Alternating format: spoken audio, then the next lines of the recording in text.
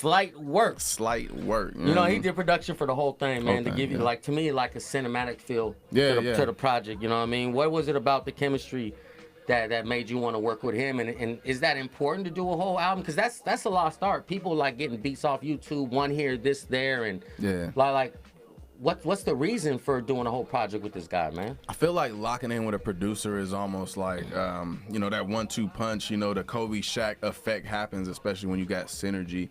This was supposed to be a different project, and what came out of ashes of that was me and Slight locking in and being like, hey, bro, you just want to, me and you, I'll make the beats, you rap. You know, we did a couple of sessions in the studio picking elements of songs and certain stuff he just already had made up and sent to me and everything. But I think it depends on the artist. For me, I love Currency. I know he be locking in with like a producer and they do a whole 10-song album together. They don't lock with a whole completely different producer, 20-song album together. And I just like that synergy, that feeling, like, you know how I'm coming, you know the vibe, we're both in the same studio session, and it can make magic, not all the time, but with me and Slight, it definitely makes some magic. I got you like that.